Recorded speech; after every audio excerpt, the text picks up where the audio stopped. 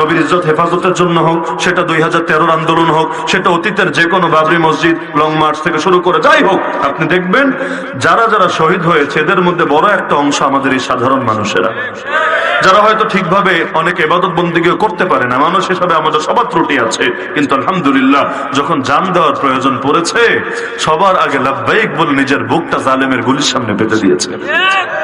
যাত্রাবাড়িতে এক ভাই শহীদ হয়েছেন, যেদিন তিনি শহীদ হন ওই দিন সকালে, এটা আমি ঘটনা জেনেছি মনে হয় মাসখানেক আগে, কিছু আলেম তার ফ্যামিলিতে সাহায্য করতে গিয়েছেন, তারা আমাকে তৎক্ষণাৎ ওখানে বসেই মেসেজ পাঠালেন ফ্যামিলির সামনে।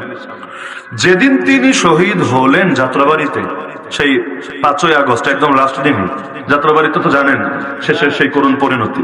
তো যেই দিন তিনি শহীদ হন ওই দিন সকালেও তার টেবিলে এই বইটা ছিল, এবং তার শাহাদাতের পর স্মৃতিটা তার আগলে রেখেছে আমার একটা বই, জান্নাতের সবুজ পাখি, হাদিস সংযোজন করা, যেখানে সম্পূর্ণটা হাদিসের সংকলন, বিশেষ করে শাহাদাতের কি ফজিলত, মুসলমান আল্লাহর জন্য জান কোরবান করলে আখিরাতে তার কি কি প্রাপ্তি, এইগুলো আল্লাহর বান্দা পাঠ করেছে। পাঠ করার পরে ময়দানে গিয়েছে, আল্লাহর কি কপাল, লিখলাম আমি কিন্তু আল্লাহ আমারে কবুল করলো না, লিখলাম আমি আল্লাহ আমাকে এখনো কবুল করলো না। আল্লাহর বান্দা পাঠ করলো, কি ইখলাস যে তার দিলে ছিল, সুবহানাল্লাহ, আল্লাহ তৎক্ষণাৎ তাকে কবুল করলো, শহীদ হয়ে জান্নাতে সবুজ পাখি হয়ে গেল।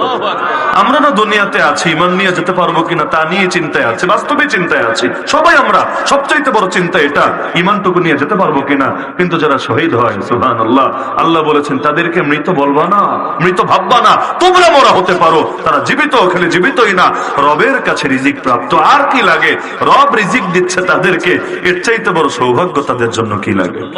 তাহলে আমার নবী সাল্লাল্লাহু আলাইহি ওয়াসাল্লামকে আল্লাহ সবার পরে পাঠালেন যাতে ওই ঈমানে যথেষ্ট হয় কিয়ামত পর্যন্ত সময়ের জন্য।